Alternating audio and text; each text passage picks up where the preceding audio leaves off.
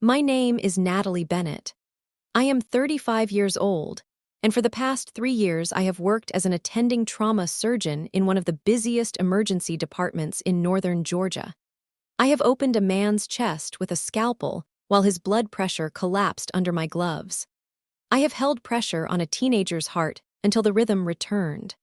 And last August, at my brother's lake party, my mother told her church friends I was there to babysit. An hour later, my 6-year-old nephew went under in Redstone Lake. I pulled him out, breathed for him, and got him back before the ambulance reached the driveway. But the moment my emergency director stepped into the waiting room afterward and called me doctor in front of my family, that was the moment my mother could no longer explain away. Welcome back to Dull Pain Stories, where the secrets families polish for public display finally crack open. If you have ever been made smaller by the people who should have known your worth, this one will feel familiar. The night before the party, I came off a 15-hour shift. 3 operations, one after another. A rollover crash on Willow Creek Road. A knife wound behind a club on Mercer Avenue. A 19-year-old on a motorcycle who clipped a barrier at 76 miles an hour and came in with his thigh bones snapped and his belly filling with blood. That last case nearly took him from us for 45 minutes. I had one hand deep in his abdomen, squeezing a vessel I could not see, while anesthesia kept reading numbers that nobody wanted to hear. He stabilized at 3:10 in the morning. 9 days later, he left the hospital with a steel rod in his leg and the kind of story people repeat for the rest of their lives. I went to the call room and sat on the narrow cot without turning on the light. My hands smelled of antiseptic. They almost always did.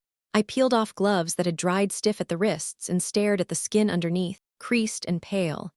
Linda Brooks, the night charge nurse, leaned through the doorway on her way to the desk. Linda had been running trauma rooms long before I ever learned how to hold a retractor. "Bennett, go home," she said. "You look like you lost an argument with a garbage truck." "I still have notes." "You always have notes. When Dr. Bennett is on, I breathe easier, but even you need sleep." She left a cup of black coffee near the sink. By the time I drank it, it was cold. I drank it anyway, typing with one hand and checking my phone with the other. There was a message from my brother, Ethan Bennett. "Lake House, Saturday. Everybody's coming. Bring a towel." I looked at the screen for longer than a text deserved. In the hospital, people said Dr. Bennett before they trusted me with the worst hour of their lives. At home, the rules changed. I grew up in Mill Creek, Georgia, a small town about half an hour from Hartsfield City. Close enough to see the blue ridge of the mountains on clear mornings, small enough that every grocery store aisle came with someone who knew what your father had poured, framed, repaired, or promised to finish by Friday. My father, Howard Bennett, owned a construction business. 3 trucks, 11 men, honest work, and dawn starts. My mother, Marilyn Bennett, kept the house, organized church dinners, managed every family birthday, and held firm opinions about everyone else's life while saying very little about her own. My brother, Ethan, was 4 years older, broad-shouldered, charming, and born, apparently, with a hard hat already in his hands. Everyone knew he would inherit Bennett and Sons building. Nobody had to say it. At our kitchen table, all important conversations bent toward him like sunflowers. I was the quiet child in the back seat with a library book about anatomy while Ethan's football team took the field. When I won a full scholarship for pre-med at Piedmont Valley University, my mother frowned before she congratulated me. "4 more years," she asked. "Then what more school? When are you actually coming back home?" "I'm building a life, Mom."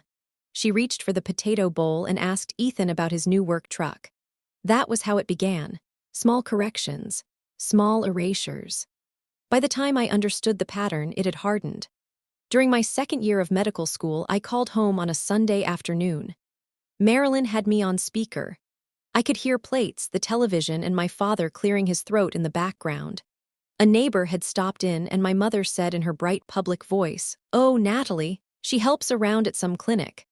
"Mom," I said, loud enough for the room, "I'm in medical school. I spent Tuesday dissecting a cadaver." She laughed like I had made a joke. "You know what I mean." I did. She meant that she had already decided who I was and facts could wait outside. At first, I thought it was ignorance. I thought if I explained the exams, the overnight calls, the white coat ceremony, the anatomy lab, the pages that dragged me out of bed, she would finally picture the right thing. I kept giving her the missing information, as though she were a chart with one blank line. Later, I understood the blank line was not an accident. It was the part she preferred to keep empty. I want to be clear about something. I did not quietly take it. I never became the daughter who smiled while an insult slid under the table. After medical school, I shipped my parents a framed copy of my diploma. Doctor of Medicine, Piedmont Valley University, summa cum laude.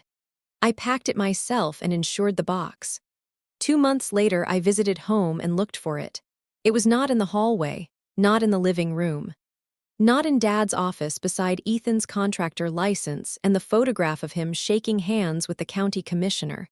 I found it in the coat closet, still wrapped in bubble plastic, propped beside the mop bucket.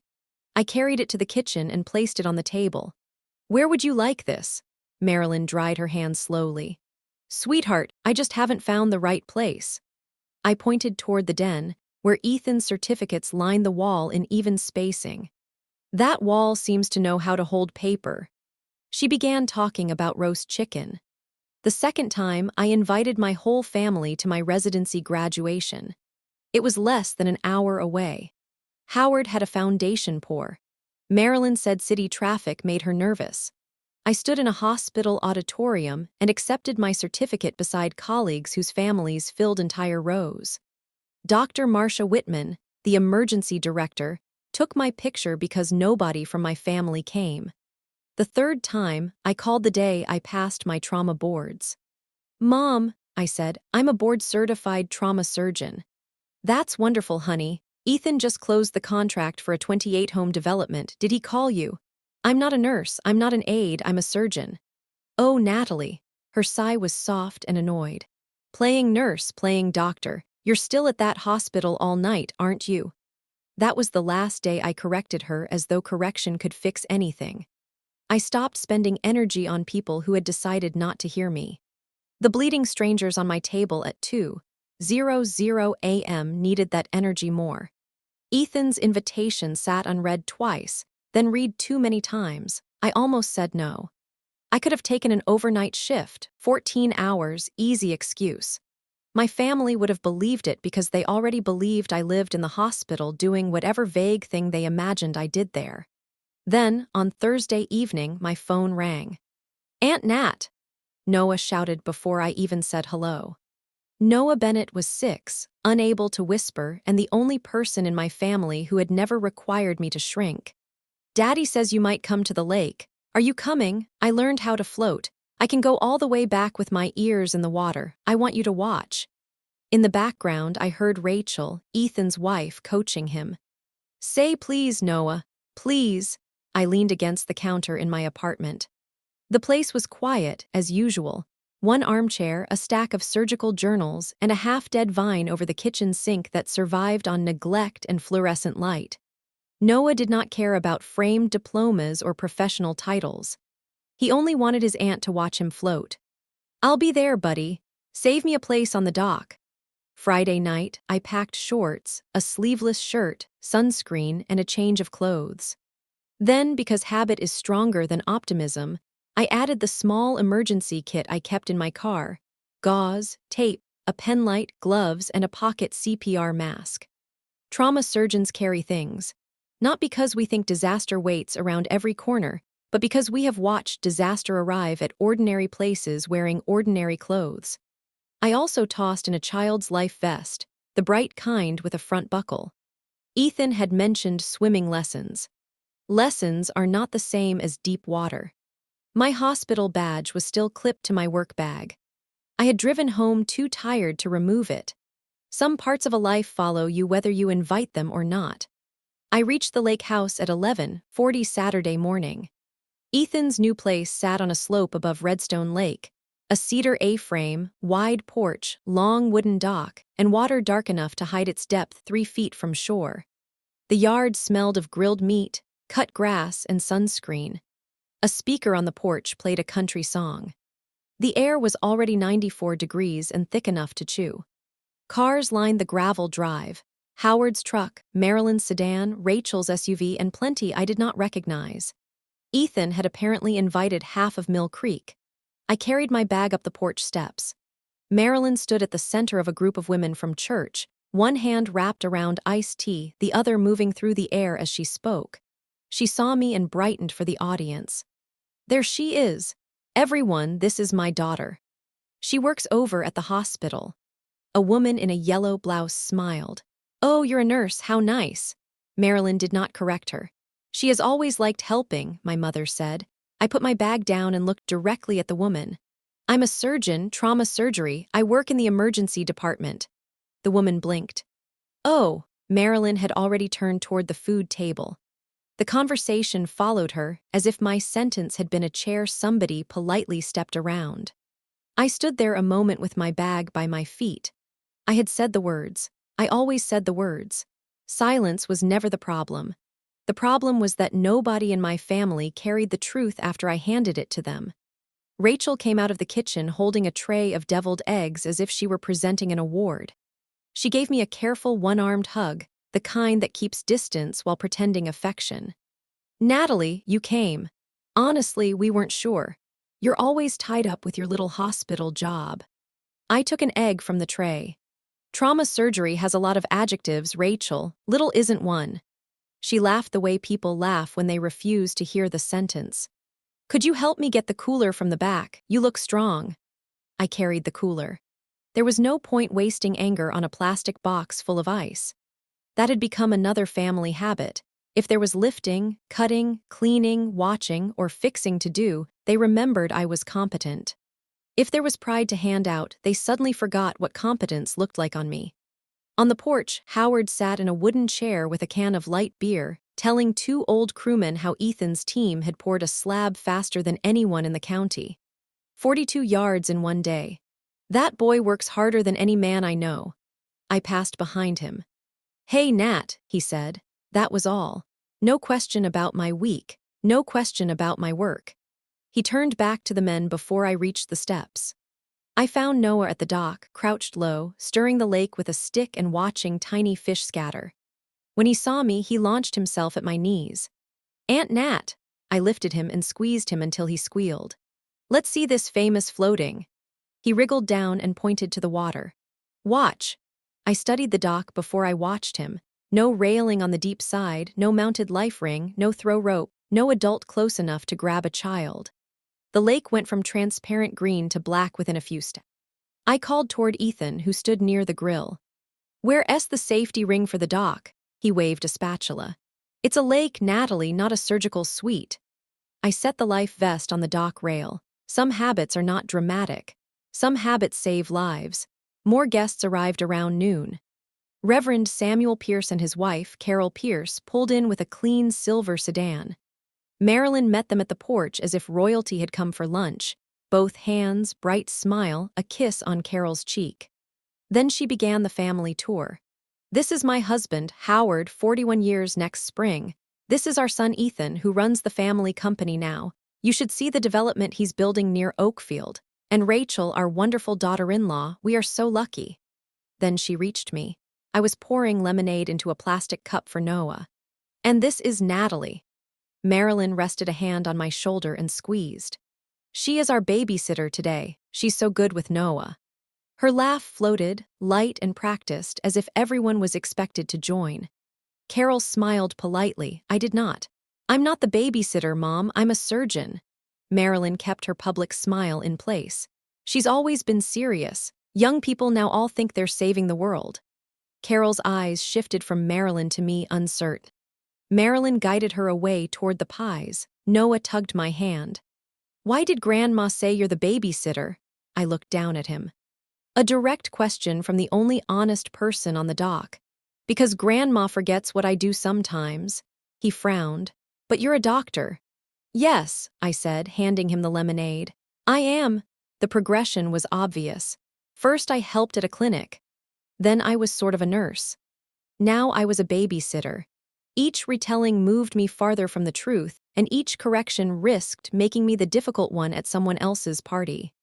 In the early afternoon, while heat rose from the boards and the lake flashed under the sun, I sat beside Howard on the porch. His third beer rested against his knee. The old foreman had wandered off, leaving us briefly alone. I tried again. That is important. I kept trying long after the evidence said I should stop. Dad, last week we had a hard case. 17-year-old, motorcycle crash, ruptured spleen, collapsed lung. We worked on him for almost 5 hours. Howard nodded the way he nodded at weather reports. Glad you could help, Nat. Then he added, without a pause, Ethan handled the Ridge Foundation himself. 42 yards, one day, that kid is something. I let a few seconds pass. I opened a man's chest in an ambulance last month, Dad, clamped an artery with my fingers while the rig was moving. For a moment, he really looked at me. The look lasted perhaps 2 seconds. That sounds rough, be careful over there. Over there. As if the hospital were a foreign country he had no plans to visit and could not quite place on a map. Howard was not a cruel man. I need that understood. He understood boards, beams, forms, concrete. He loved things that could be measured, leveled, framed, and stood upon. My work happened in fluorescent rooms and the hidden spaces under skin. It was as distant to him as deep ocean. He loved me the way a person loves a language he never learns, with affection and without comprehension. Love can still hurt when it refuses to see. Lunch went out on folding tables beneath a white canopy tied between 2 oak trees. Burgers, beans, coleslaw, corn, and a sheet cake with Bennett Lake House written in blue frosting. Rachel managed it all with military precision, directing people to seats, straightening napkins, checking the picture angles on her phone. I was slicing watermelon for Noah at the kids' table when Rachel leaned close enough for the neighboring adults to hear. Adelie, you're so natural with children. Seriously, if the hospital stuff ever falls apart, you could run a daycare. I did not look up. The knife moved cleanly through the red fruit. The hospital stuff is fine, Rachel. I removed a ruptured spleen on Thursday. She made a face. Gross. Can we not discuss organs while people are eating? Marilyn, seated nearby, nodded. She's right. Nobody wants blood talk at lunch. I set the knife down and wiped my hands on a paper towel. You brought up my work. I answered, if you do not want to hear what I do, stop pretending to ask. For one breath, the table went quiet. Then Rachel turned toward Ethan and asked about dock lights. The moment disappeared under chatter as if someone had placed a tablecloth over it. Ethan sat 2 seats away. He had heard everything. He did not defend me and he did not mock me. He kept chewing and stared at the water. I filed that with the rest of the evidence. My brother knew the truth. He simply preferred comfort to confrontation. He had been making that bargain his entire life. After lunch, the adults gathered in the lawn between the porch and the lake. Ethan handed out drinks from a cooler. Howard stood with a can lifted like he was calling a courtroom to order. I want to say something, he announced. The conversation softened. This lake house is what the Bennett family stands for. Work. Real work. Things a man can stand on and point to and say, I built that. Ethan, you took this business and made it stronger than I ever could. Your grandfather would have been proud. He raised the can higher. To Ethan, to Rachel, and to a family that builds things that last. Marilyn lifted her tea. And to Rachel, the best daughter-in-law I could have hoped for. 15 or so people clapped, murmured, clinked plastic cups. Nobody looked at me. I stood at the edge of the group with a glass of water and felt as relevant as a patio chair. When the applause faded, I spoke. Not loudly, not softly, clear enough for Howard. I build things too, Dad, they're just inside people. He heard me. His jaw shifted the way it did when he decided whether to engage or withdraw. He withdrew. He turned back to the group and began praising the dock boards. I drank my water, put the glass down, and walked to the dock. Noah followed. We sat with our feet in the lake, his shoulder pressed into my arm. Aunt Nat, why do you look mad? I'm not mad. You are. I watched a ripple move around the pilings. I'm thinking about doctor things. Oh, he kicked once, sending droplets across my shin. Important things. Yeah, buddy, important things. That was the last quiet conversation we had that afternoon. Carol Pierce came down to the dock about 20 minutes later. She had removed her sandals and carried a plate of cake she had not eaten. She sat beside me with the careful softness of a woman who had spent years sitting beside people in hospital rooms and funeral parlors. "Your mother says you work at the hospital," she said gently. "Are you a nurse?" I looked at the dark water, then at her. "No, I'm an attending trauma surgeon, board certified. I specialize in emergency surgery and penetrating trauma. If someone in this county is shot, crushed in a wreck, or falls off a roof, there's a good chance I'm the person opening them at 2 in the morning." Carol's fork stopped above the cake. "Your mother did not say any of that. She rarely does. That is extraordinary, Natalie. It's my job. Why would she hide that? That question belongs to her." I was not going to perform my mother's history for a woman I had met that day. But I also was not going to let one more guest leave believing I passed out adhesive bandages. "I just wanted one person here to know what I actually do," I said. "Now you do," Carol nodded. She left the cake untouched and walked back uphill. I watched her bend close to Marilyn and say something too quiet for me to catch. Marilyn's face tightened. Her eyes cut toward me, fast and sharp, like a card player who realizes someone has seen her hand. She did not come down. She smiled wider at another guest and poured more tea. Behind me, the truth had begun moving without my permission. "And before the next part, I want to ask you something. Have you ever stood among people who should have known you best and realized they had been repeating a version of you that was never true? If so, you already understand the weight I carried down on that dock." I went inside to use the bathroom. The lake house felt cool and shadowed after the bright yard. For a moment I stood in the hall, letting air conditioning dry the sweat at the back of my neck. On the kitchen counter, next to a pile of napkins and keys, lay a tan folder. The tab read, "Important papers, Marilyn B. I should not have opened it. I know that." But my name was visible on the second page, tucked under a property document. When your name appears on a legal form you did not sign, you look. It was an advance healthcare directive, dated 4 months earlier and notarized. The kind of document people complete when they begin thinking about who speaks if they cannot. I read it standing at the counter, one palm flat against the granite, with the same focus I bring to a chart before surgery. Primary medical decision-maker, Ethan Bennett.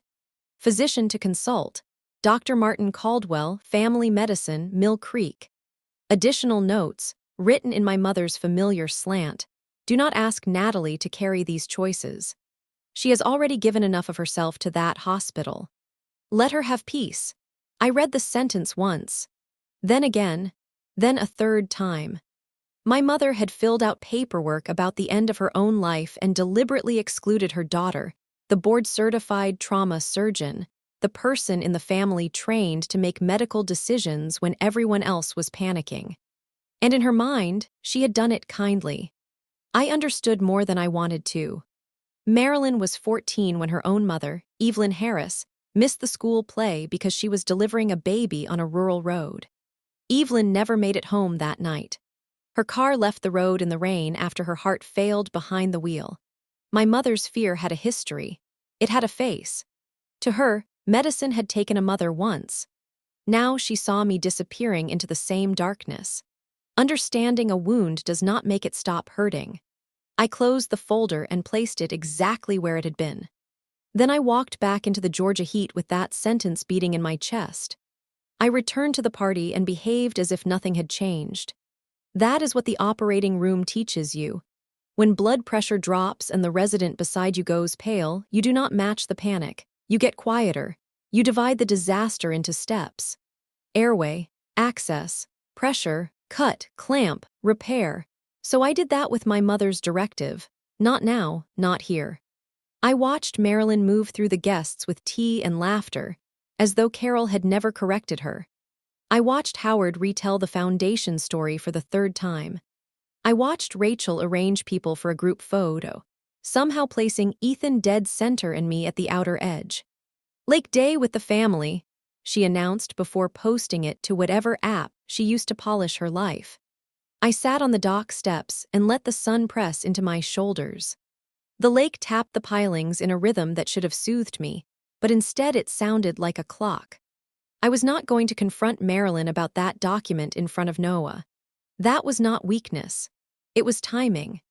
In surgery, timing can decide whether a patient lives.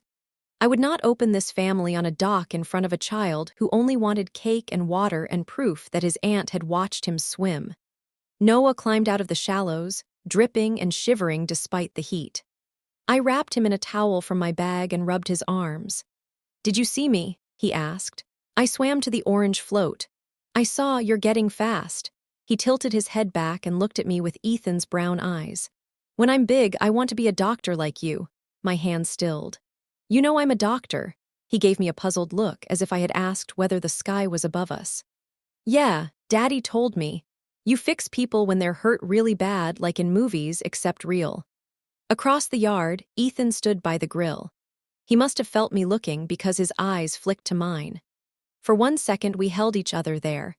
Then he looked back to the coals, so he knew, of course he knew. He had told his son the truth in a house where our parents kept lying. He simply never had the courage to correct them aloud. Correcting Marilyn caused storms, and Ethan had survived 38 years by stepping around storms. I looked down at Noah. "You can be anything you want. Doctor, builder, pilot, anything. I'll show up while you figure it out."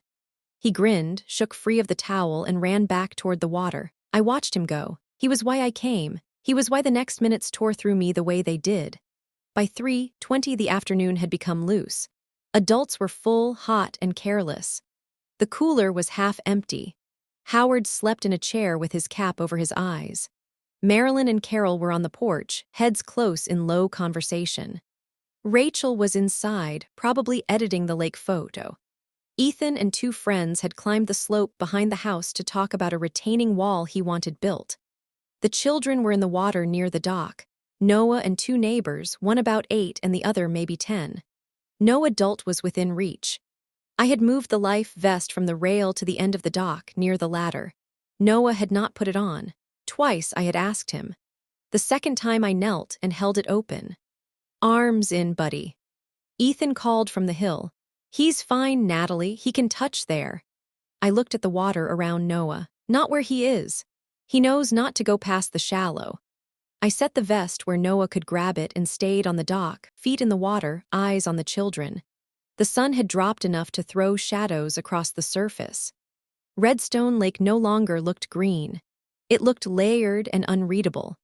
The neighbor kids shrieked near the ladder, dunking each other. Noah drifted farther toward the orange float he had proudly reached earlier. He was treading, then bobbing, then stretching toward the float chain and missing. 7 adults were within 50 feet of the water. No one else was watching. I was. Some instincts have no off switch. Mine had been sharpened by years of seeing ordinary seconds turn fatal. Sound travels cleanly over water. There is less interference over that flat surface, and voices arrive whole. So when Marilyn's voice drifted down from the porch, I heard every word. She was speaking to Carol and another woman I did not recognize. "Natalie, she answers phones at the hospital, I think, or maybe helps with supplies. I honestly can't keep track. Young people change jobs so often now." She said it lightly, almost fondly, as if describing a distant niece whose details escaped her, not her daughter, not the woman whose diploma she had left in a closet. It was worse than nurse. Worse than babysitter. It was a clean deletion. 7 years of training, thousands of hours in trauma bays, reduced to a headset and a desk. I turned on the dock, jaw tight, mouth already opening. Then I saw Noah, face down, arms loose. 15 feet from the dock, beyond the drop-off where the water had gone black. He was not splashing. He was not calling. He was floating, motionless, hair spread over the surface like dark weed. The neighbor kids were behind him, still yelling at each other near the music, the porch voices, the clink of bottles, my mother's sentence, all vanished as if someone had shut a door. There was only the boy, the lake, and the work. I kicked off my sandals and crossed the dock in 2 strides. The water hit cold beneath the warm top layer, the kind of lake cold that grabs your lungs. I swam hard. 15 feet was nothing. I reached Noah in seconds, turned him face up, and cupped the back of his head against my shoulder. His lips were blue. His eyes were closed. His chest was still. I pulled him back with one arm while the other kept his mouth above water. The dock edge scraped my forearm when I hauled him onto the boards. I did not feel it. I tilted his head, opened his airway, and lowered my ear to his mouth. No breath, no movement. Training lives in the body the way a song lives in a musician's hands. Drowning is different. It is a respiratory arrest first. Air comes before compressions. I sealed my mouth over his, pinched his nose, and breathed. His chest rose, I breathed again. It rose again, no cough. I started compressions with one hand on the center of his chest. He was 6, ribs thin, sternum narrow. You compress hard enough to circulate, careful enough not to crush. 30 compressions, fast and even, then 2 breaths. Behind me the world arrived. Rachel screamed. Something shattered on the porch. Ethan shouted Noah's name with a sound I hope never to hear again. Feet pounded down the dock, shaking the boards. I did not look up. 30 compressions, 2 breaths. My hands did not tremble. They had not trembled during gunshot repairs, ambulance resuscitations, or the night I held a man's heart and told it to beat. They did not tremble over my nephew. On the 3rd cycle, Noah coughed. Lake water spilled from his mouth, thin and greenish across the dock boards. He coughed again, wetter, and his whole body jerked under my hand. I rolled him onto his side. He vomited twice, gagged, coughed, and then pulled in a ragged breath. That sound was everything. Breathing, crying, alive. I kept him on his side and checked his pulse in the brachial artery inside his upper arm. Pediatric habit. Heart rate high, maybe 150, but steady. Color returning. Lips changing from blue toward pink. Only then did I look up. Ethan was on his knees at the edge of the dock, pale as paper, hands reaching but shaking too badly to trust. Rachel stood behind him with both hands over her mouth, makeup running down her face. Howard had frozen halfway down the lawn, his empty hand still shaped around the beer can he must have dropped. Marilyn stood near the porch, both palms pressed to her face. I lifted Noah and placed him carefully in Ethan's arms. Keep him on his side. If he vomits, let it drain. Do not lay him flat. Ethan clutched his son. Natalie, how, someone call 911. Tell them pediatric drowning. Patient responsive after CPR. Needs emergency evaluation. Tell them to meet us at the top of the drive. I was not pleading. I was directing. It was the same voice I use when a trauma rolls through the doors and every second needs to be assigned. For the first time in my life, my family obeyed me without debate. The ambulance arrived in 12 minutes. 2 paramedics came down the slope with a pediatric bag and a portable monitor. The lead, a compact man in his 40s with steady hands and a shaved head, knelt beside Noah. Pulse ox 92 and rising. Respirations 24. Pupils equal and reactive. He listened to both lungs and glanced at me. Who started CPR?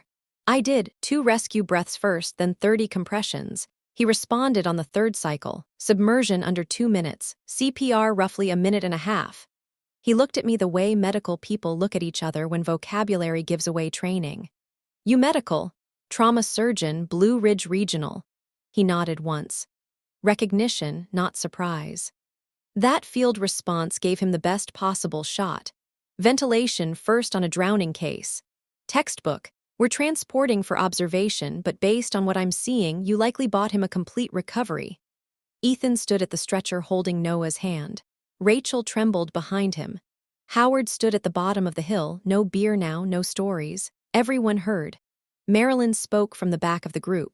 Well, anyone would have known to do that. The paramedic did not even turn. He was fastening the stretcher straps and fitting a child oxygen mask, but his voice carried. Ma'am, most bystanders freeze when a child is pulled from water. What she did was not anyone. That was training. The silence afterward lasted exactly as long as it should have. Noah, sleepy under the mask, reached for me. Aunt Nat, you're coming. I'm right behind you, buddy. They took him to Blue Ridge Regional Medical Center in Hartsfield City, the closest Level 1 trauma center and my hospital. Ethan rode in the ambulance. Rachel drove Howard and Marilyn. Carol came too, saying she was there for support. I suspected she also wanted to watch the rest of the truth unfold. I followed in my car, still dressed for the lake, damp shorts, sleeveless shirt, hair stiff with dried lake water. No white coat. No scrubs. My badge was buried in my bag under a wet towel. We gathered in the emergency waiting room, a room I had walked past hundreds of times on my way to the trauma bays.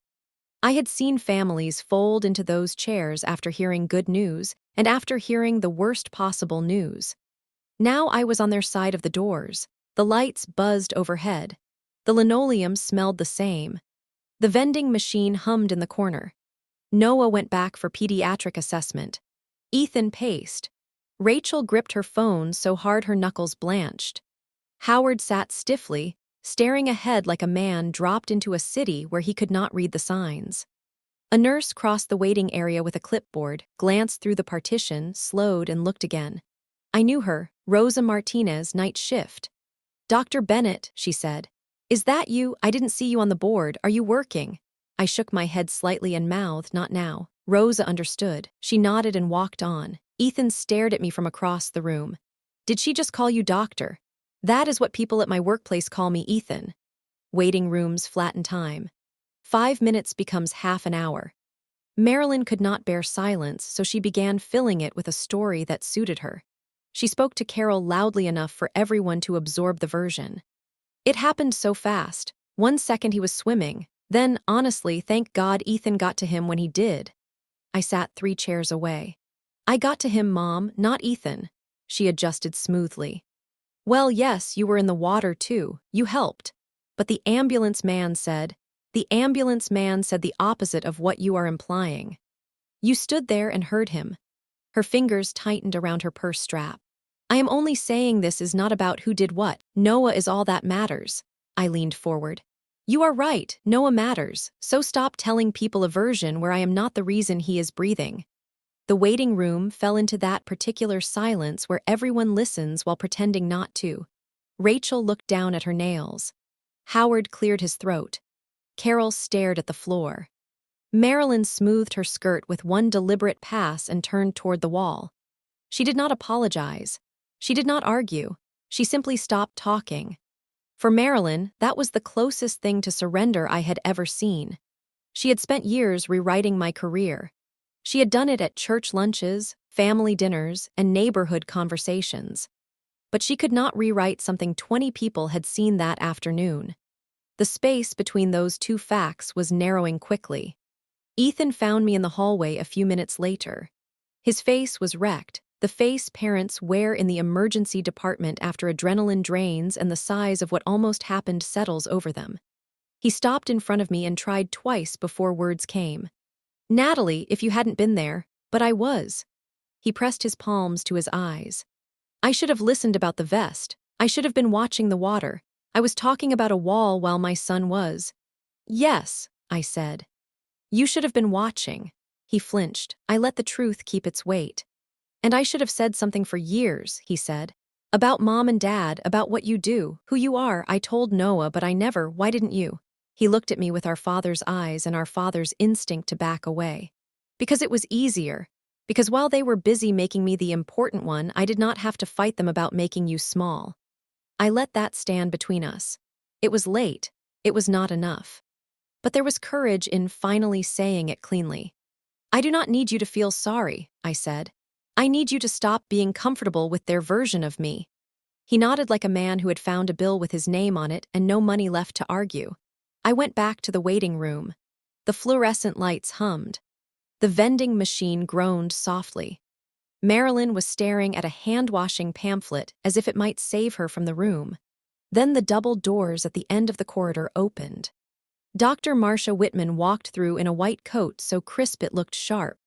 Silver hair pulled back, stethoscope against her chest, a resident hurrying at her side while reading from a tablet. She was half listening, half scanning the room the way she scanned every trauma bay, quickly, completely, diagnostically. Her eyes passed over Howard, Rachel, Ethan at the window, Marilyn clutching the pamphlet. Then they landed on me. She stopped so abruptly the resident almost walked into her. Dr. Whitman tilted her head the way she did when a lab result and a patient's condition did not match. Then she crossed the waiting room, white coat swinging, and stopped in front of my chair. "Dr. Bennett." She said it like she always said it, professional, ordinary. The way a person greets a colleague seen every day. In that room, those two words lit the air like a flare over black water. Marilyn's head snapped up. Howard's hand gripped the chair arm. Rachel went still. Ethan turned from the window. Dr. Whitman, unaware of what she had just detonated, continued. Why are you out here? If this is your family, I can walk you back myself. Let me check with the care team. I'm here with family, I said. My nephew was the drowning case brought in about an hour ago. Your nephew? Her expression shifted. The field CPR on that child was excellent. She looked at me again. Wait, that was you. I nodded. Of course it was, she said. Then she turned toward the cluster of my relatives. She was not trying to make a speech. That almost made it worse. She was simply supplying missing information. You must be very proud, she said. Natalie is one of the strongest trauma surgeons in this hospital. What she did today, ventilation-first CPR on a pediatric drowning victim in open water without equipment, is not something most emergency physicians could do well outside a controlled setting. She delivered it like a report. Factual, obvious, not flattery. Inventory. Marilyn's mouth opened. Nothing came out. She tried again. Yes, of course we know she works here. Dr. Whitman tilted her head again. Works here, she repeated. She does not merely work here, ma'am. She is an attending trauma surgeon, board certified. Last month, she ran the trauma bay during the Harbor Bridge collision. 8 critical patients, no deaths. I nominated her for the State Surgical Service Award this spring. She paused, then added almost casually, she is also under consideration for Deputy Director of Trauma next year, but I assume your family already knew that. The silence that followed seemed to press against the walls. Carol looked at Marilyn. Marilyn looked at the floor. Howard stared at his hands. Rachel's lips parted and stayed that way. Ethan closed his eyes. Dr. Whitman finally sensed the air had changed. Did I walk into something? No, I said. You said exactly what needed saying. She looked between us, still trying to understand. I'm sorry, I assumed everyone here knew. What did you think she did? Marilyn could not answer. I answered for her. She thinks I play nurse. Dr. Whitman looked at me, then at my mother, then back at me. A single expression moved across her face, disbelief, followed by the kind of sorrow you feel when you suddenly glimpse the private weight a colleague has been carrying. She did not comment. She did not need to. She touched my arm briefly.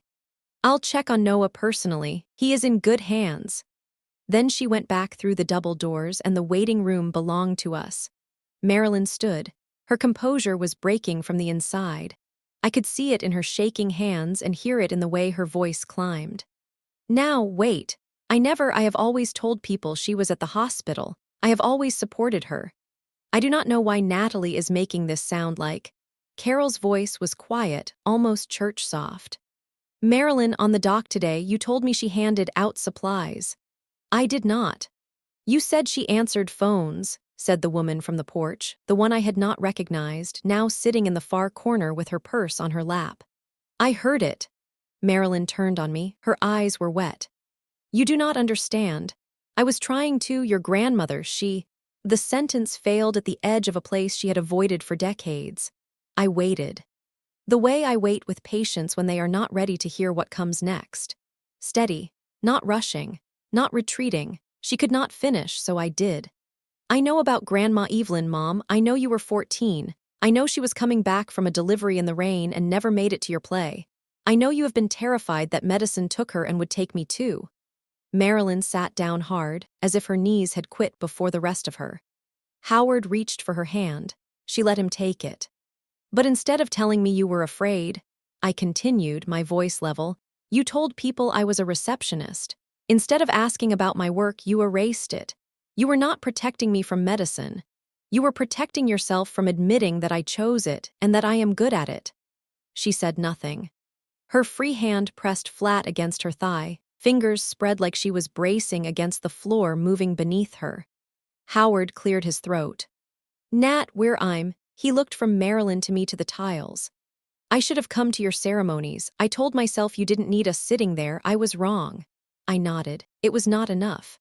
But it was honest, and honesty was rare enough in that family that I would not punish it by pretending it did not matter. You do not owe me a performance right now, I said. You owe me the truth. The next time someone asks what your daughter does, you tell them, not the version that makes you comfortable. The real one, and when I am not in the room to correct it, you still tell the real one. From the corner, Ethan said, I'll make sure of it. I looked at my mother. I love you, Mom, but I will not let you teach Noah that my life's work does not count. He already knows who I am. He has been the only person in this family proud enough to say it out loud. Marilyn flinched. That landed. They had all known, every one of them. They had just chosen the easier story. Dr. Whitman returned 20 minutes later with the update. Noah's chest X-ray was clear. Lungs sounded normal on both sides. Oxygen saturation was 98, no signs of aspiration. They wanted to keep him overnight for observation, standard after a child submersion, but she expected a full recovery. He is asking for his aunt, she added, with a small smile. We filed into the pediatric room. Noah lay propped against white pillows with a nasal cannula across his cheeks. He looked smaller than he had on the dock, swallowed by sheets and wires. His eyes found me first. Aunt Nat, the doctor said I'm going to be okay. I sat on the edge of the bed. She's right, you're tough. He yawned so hard his jaw popped. She said someone did really good CPR on me. His eyelids drooped. Was it you? Yes, buddy, it was me. A sleepy smile crossed his face. I knew it because you're a doctor. I kissed his forehead. His skin was warm. His pulse moved steady beneath the thin blanket. Go to sleep, Noah. His eyes closed. I sat another minute, counting his heartbeat through the mattress because some habits never leave. When I finally looked up, Marilyn stood in the doorway. No church friends, no audience, no story to manage, just my mother watching the daughter she had never figured out how to see. Neither of us spoke. Some things need more time than a waiting room can hold. The next week came in pieces. Ethan called Tuesday. He had taken my medical diploma and board certificate to a frame shop in Mill Creek. He hung them in his office at Bennett and Sons building, on the wall behind his desk beside his contractor license. I should have done it years ago, he said. Yes, I said, you should have. The silence that followed was not avoidance. It was the sound of a man sitting with what he had allowed. Howard left me a voicemail Wednesday evening. 2 minutes long, mostly breathing and porch chair creaks. At the end, his voice finally came through. I'm sorry I missed your ceremonies, Nat. I told myself you didn't need your old man there. I was wrong. Then he hung up.